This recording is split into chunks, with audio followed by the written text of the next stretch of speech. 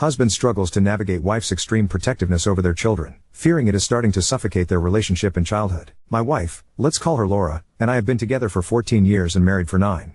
We were together since high school and had our first everything. By some luck, we managed to get through the odds of high school lovers breaking up and managed to get married at 20. I enrolled in university while she worked part-time to support our expenses. We were grateful as my parents had paid for my college and her parents helped us rent out an apartment so we didn't have too much debt or any other financial obligations. We had a small wedding in between when I was in uni with just immediate family. Within a few months after our wedding we realized that she was pregnant. Needless to say, we weren't thrilled. Our initial plan was for me to finish university and get a job so that she could go back to studying and get her degree before we plan a family. Before everyone yells at me, no, we weren't being careless. We used protection. She was on birth control and I used condoms every now and then too for the sake of additional safety. Our baby girl was a force to reckon with and no birth control was stopping her from coming into the world and kicking our asses. Laura wasn't so overjoyed during the initial months of her pregnancy.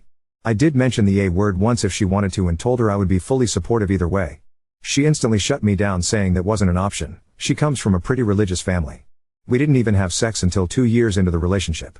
We were only allowed to move in together because I popped the question and made her my fiancée. Around the 4th month, we found out the gender and I saw my wife slowly warming up to the idea of having an actual human being inside her, and at almost 18 weeks, she felt the first movement of the baby inside her stomach. Now that I think of it, it was an instant change. Though I didn't realize it then, looking back it was all right there from her very first pregnancy. Before we got the pregnancy news, she had applied for an accounting course and had gotten an admission. I had found a job by then. She had even started her classes and continued attending them though she was pregnant. I first noticed her reluctance around week 30 when she continuously took a few sick leaves even though she wasn't sick. I confronted her about it and she broke down saying she didn't want to attend uni while pregnant because her stomach was getting big and everyone was noticing that she was actually pregnant. At first, I thought she was embarrassed to be pregnant in front of her classmates at a relatively young age. But upon further talking to her, I realized that she wasn't embarrassed. Rather, she was afraid someone would try to hurt her. She was terrified of falling down the stairs or slipping or eating something she wasn't supposed to or drinking alcohol accidentally, etc. I was confused and like any other person thought her fears were way too irrational. Why would anyone try to purposefully hurt a pregnant woman? I asked her if she felt like she was being threatened by someone and she simply shook her head no. She begged me to let her drop out just until the baby was old enough to go to daycare or be placed with a babysitter. She promised me she'd continue with her studies after. Fast forward a couple more months and she gives birth to our beautiful baby girl. I was so instantly in love with her and so was my wife. During the remaining months of her pregnancy, my wife rarely went out and that too only for appointments at the doctor. I called her mother and asked her to be with my wife for some time so that she wouldn't be alone all day. My wife wasn't a big fan of that idea either, but she liked the idea of not having to do rough jobs around the house since her mother would help her out. After delivery was the worst. My wife didn't let anyone help her out with the baby. Since my wife and I are the oldest in our families, our little girl is the first grandchild on both sides. Everyone was so excited to meet her, but my wife was so on the fence and overwhelmed with anyone holding our daughter that it started annoying everyone. Soon everyone started talking behind her back. I tried my best to defend her and asked all our relatives to give us space since she was a new mom and needed her space. Laura didn't let anyone help her out with our daughter. She barely let me take care of my own child. She was overworked and running on no sleep but would still let no one help her out with our baby, not even me. Once, she fell asleep for almost 6 hours after not getting any sleep for days. I didn't wake her up because I wanted her to get some decent sleep and took care of our baby by myself. I fed her the bottle of milk Laura had pumped and changed her diapers, etc. When Laura woke up, all hell broke loose and she started having a mental breakdown, calling me a terrible person for basically letting her sleep, and she called herself a horrible mother for not being awake to care for our child. At this point, even I was overwhelmed and frustrated. I put our daughter to bed and shut the door before sitting her down and having a long talk/argument with her. She started crying, explaining she was scared something would happen to our child if she wasn't there to take care of her. She had read about conditions where babies have passed away suddenly or while being entrusted to someone else who is not the mother. I didn't understand if this was normal or not. At that time, I wrote it off as a mother being concerned about her baby. I have heard about new mothers having their hormones all over the place. I told her I understood she didn't want another person near our child, but that she had no right to keep me away. I explained that we are a team and we would be raising our baby together, not just her alone. Since that day, she loosened the knot just a little with me to give me enough gap to take care of our baby to give her time to get some good sleep. As our daughter grew older, I tried to convince her to go back to college and that we could send our daughter to daycare or ask one of the grandparents to babysit while she was at uni. She quickly shut down the idea, saying that our daughter was a toddler and now was a very important time for her since she will start retaining memories. She said there's no way she'll let her daughter get attached to someone else as it was her responsibility to raise the baby and not anyone else's. I tried my best to convince her that her education was important. I told her that if someday God forbid something happened to me, she will need a degree to get some decent job so she can take care of our child and herself, or that she will be struggling to make ends meet. This seemed to get through her and she finally agreed to study, but that too was only an online course that she could study at home. She just had to write an exam at a test center as per requirement. When our daughter turned 3, we found out that my wife was pregnant again. We were still on protection, so I was confused as to how this happened. I asked her about it and she admitted to sometimes forgetting about taking her pills on time. I wanted to get mad at her, but it felt wrong to put all the blame on her because the burden of contraception didn't have to fall all on her, and I wasn't being very careful either. Since I had a stable and comfortable paying job, money wasn't a big issue. Since our parents had helped us out in the beginning, we were able to save up a bit over the years without any huge student loans. It was the same thing all over again with baby number 2. She wouldn't leave the house much. The only people she really let be around her were me and her mother. Sometimes her sister too. She rarely left the house except for anything our child needed or for appointments, etc., or if she had any exams she needed to take. I tried talking to her about it again, but she was never interested in addressing the issue of being so possessive. The baby was born and there she was all over again, never letting anyone other than me or extremely rarely even her mom around her and the kids. I remember seeing dark circles under her eyes and telling her there was no need for her to take on so much of the load by herself. That she could let me take at least a quarter of it when I'm home. She kept saying she didn't like the way anyone else handled things, etc. Even our sex life took a big hit after our second baby because my wife was exhausted and drooping by the time she returned to bed. Sometimes she'd even get the kids to sleep in between us because she felt horrible making them sleep alone in another room. She stopped that once she saw an article about a baby dying because of co-sleeping, after which she gave me a huge lecture to make sure that I would never do that. I literally had no intention anyway. I was desperate by this point, but as time went by, I learned to give in and just let her handle the children the way she wanted. Whatever she was doing, it was all anyway for the safety of our children, so I guessed it couldn't be too bad. Our kids grew up and I made sure to use protection always while having sex after that, much to her dismay. But at that point, I didn't care. Laura had calmed down a little since the kids got older, and I in no way wanted it to go back to how it was with a new baby. Laura was still very involved and overly cautious of our children. She found work close to our house once our youngest was old enough for preschool. She would drop them both off at school before heading to work and pick them both up before returning. We have school buses on our route, but whenever I mention it she brings up the statistics of school bus accidents and bullying, saying it's not a good idea. Our oldest has a best friend and had asked us to let her sleep over at her friend's house, and my wife almost blew up at the request. My daughter cried all night and I had to cuddle her to sleep to comfort her and promise her loads of books, she loves reading, to get her to stop crying. I had to convince her best friend's parents to let the sleepover be at our house instead. Our youngest is 5 now and my wife is pregnant again with our 3rd child. She convinced me one night. I will not go into too much detail about how she seduced me, but if you are a man reading this, you'll know how tempting it is when they whisper in your ears and tell you to finish inside. Since my wife had calmed down relatively from before, I thought maybe as we got older, she's gotten a bit easier on herself and the children. Now all of this was just important background. What actually happened was something that occurred a week ago. While playing a sport in school last week, a random small boy in my daughter's class accidentally kicked a ball in our daughter's direction and hit her head. The teachers quickly took her to the hospital and she had to get stitches. Safe to say, my wife went ballistic. She got hysterical and started crying. Our daughter is okay and the stitches will heal in no time, but my wife is not taking it well. When the boy's parents visited us to formally apologize with their son, an 8-year-old boy who looked terrified off his wits, my wife went crazy angry at the parents. She started threatening to sue them for damages and get restraining orders. I have no idea where all that idea came from. The parents were shocked. I quickly apologized to them and sent them on their way. My wife kept rambling about suing them.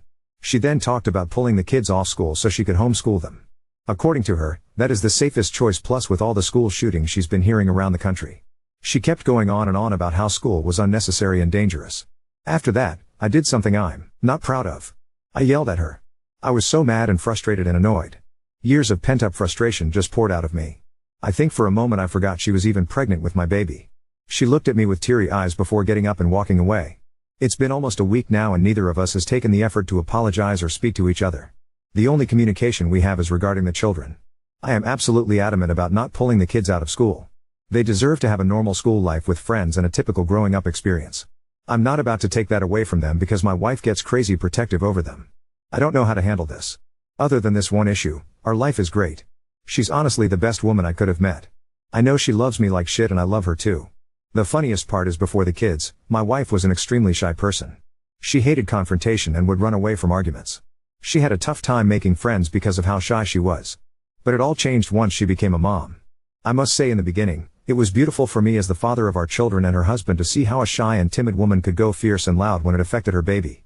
But the love/obsession she has over our kids now is getting too much to me, and now to even our kids. It's already starting to suffocate my daughter. It's putting a dent in our relationship because she always wants to have the final say when it comes to decisions regarding the kids. I want to have an equal say in the matters of our kids without being made to look out like a villain for having a different opinion than her. We have another one on the way, and at this point, I'm scared. I've already booked an appointment with the doctor to get a vasectomy. I'm done with our third one. I'm already dreading how she's going to be with the new little boy born. I'm already looking into therapy, but it's going to be a bit hard to convince her. Is there anything else I can do to get her relaxed over the children? I hate watching our relationship crumble like this. Update 1. Just a warning, some things mentioned towards the latter of this post may be disturbing to some people.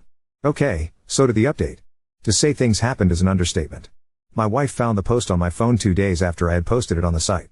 She saw my notification go off one night when she was up because our youngest had a slight fever. I think at first she assumed I was having an affair or something, and so she went through my phone quickly while I was asleep. It's not a deal breaker for either of us. We have each other's passwords and are free to go through the other's phones whenever we want. It's just that I was way too stupid and forgot to turn the notification off on Reddit. My wife went through the whole post and comments that night. I woke up early morning the next day and couldn't find my wife in bed. I assumed she'd be with my son since he was a bit sick. I checked his room and he was alright, but my wife wasn't there. I searched around the house and then found her sitting in the living room in complete darkness. I turned the lights on and she looked like a living ghost. Her face was tear-stained and she didn't look like she was aware of where she was. I rushed to her scared if something happened. That's when I found my phone with her and my heart dropped instantly. I tried getting her to talk, but she just wasn't budging at all.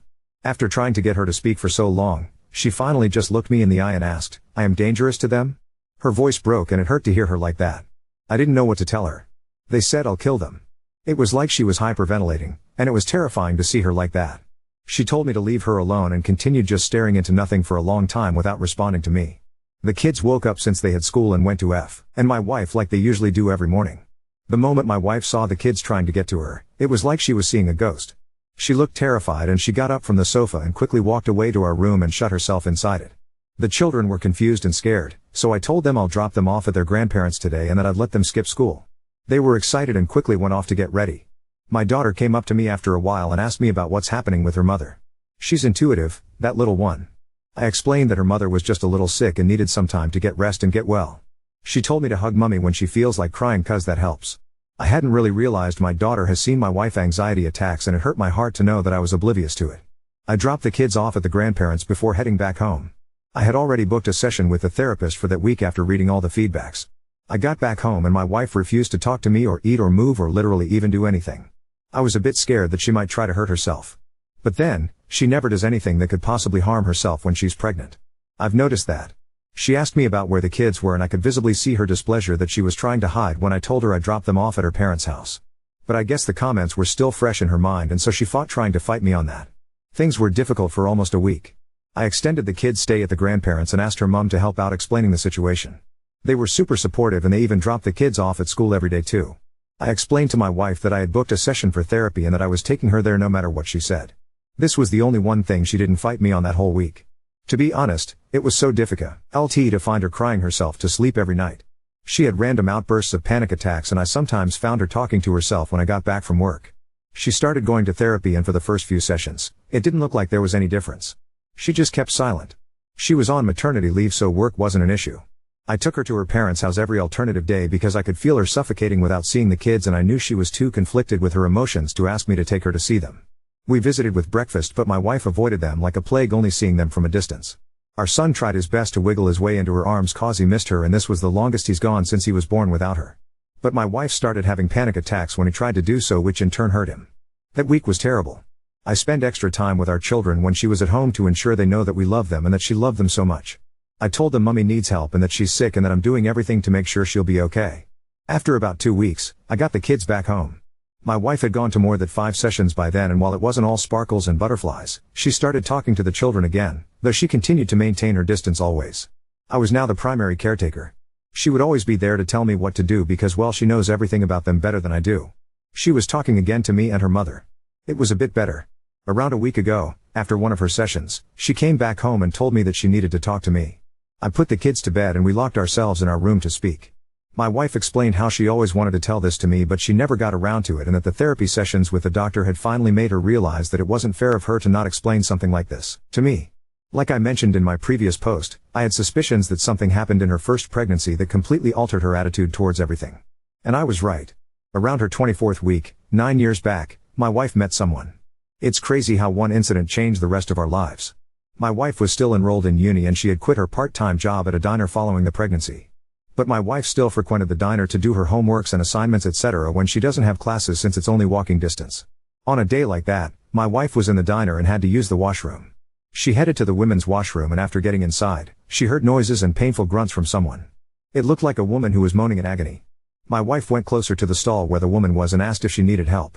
The woman was hesitant but after some time opened the door to take the offered help. Turns out, the woman was miscarrying.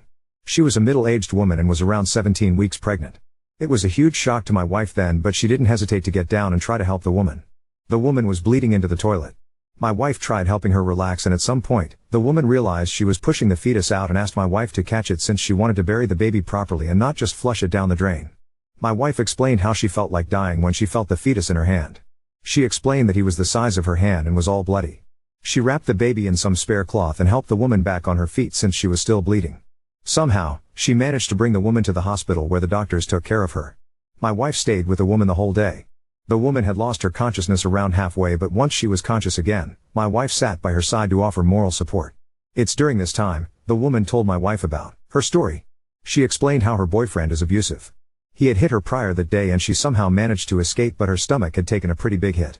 She got inside the first restaurant she saw when the pain became unbearable. The woman told her how this was the second baby she's losing. Apparently around a year ago from then, she had entrusted her 7 and 4-year-old girls with her boyfriend when she went to work. But he threw a party and instead of keeping an eye on them, he was too occupied. The 4-year-old was playing outside and ran into the road when she saw a cat. A speeding car hit the child and she died on spot. As a father, it boiled my blood to hear just how another man could be so careless about his child. I don't understand how she stayed with that man for a year more after. What a pathetic excuse of a human being. That woman told my wife that no one would care for a child as well as their mother would. She told her to never trust anyone else with her children because no one puts enough effort to ensure the safety of her child as much as she could. My wife has never met her again after that day, but that one incident altered her brain chemistry so much that she started viewing everything and everyone as a threat to our children. It all made sense why she was so carefully even just walking when she was pregnant. I mean, I can't imagine what it must have been like to see a lifeless fetus in your hands. There's no wonder why she would avoid every possibility that might lead to it. Also made sense why she never could trust anyone else with the kids. She probably trusted me with them too only because she loves me and knew deep down that I couldn't hurt her or the kids. I can't imagine what it must have been like to be in your second trimester and have to deliver a miscarried baby. My heart hurts for her every time I think of it. It feels maddening that one day changed our lives so much. My wife told me that she loved our children so much, and that she's living for them but she also explained that she's willing to understand that they are separate human beings who need to grow on their own without her. She doesn't claim to understand yet but I know she needs time. As of now, the sessions have proved a tiny bit helpful in some of her attitude changes. I'm hopeful that she may come around better as she continues this. She has to unlearn years of trauma-related behaviors. I'm sure they take time. Her therapist gives me regular updates to her condition and she sounds positive about being able to treat my wife. So maybe, it isn't too bad. The doctor has recommended to put my wife medications for anxiety and stress after the baby is here. She's due in a week. So I'm still nervous about the whole baby number 3 situation. But I'm not letting a new baby stop her from attending therapy. I'm going to make sure she continues for her sake and for our kids' sakes. Update 2. I actually uninstalled Reddit a while ago to focus on my family and recently just came back to notice that this post that was initially shadowbanned was posted over a month ago. TBH, I got a little scared when I saw the overflowing comments calling me a liar and saying this is all a story. Well, of course it's Reddit and nobody believes anybody and I get why. Thank you for your kind comment. It was refreshing to read a positive one amongst all the others. My wife gave birth just a few weeks ago to a healthy baby boy. She's still in therapy and I'm starting to see small changes in her attitude to our newborn from the previous 2 times. I got a vasectomy like I wanted to and like how all the comments suggested. My wife initially disliked the idea but she came around. I'm paying more attention to her this time around to make sure she's not overwhelmed in any way. And I can totally get why people think the incident with that woman is fake because like I said it took me a lot of time to grasp that something like that happened. But people scary in various places all the time. My wife just happened to be there then and assisted a woman who needed help. I don't know what's so unbelievable about it. But I'm not here to convince people what's true or not.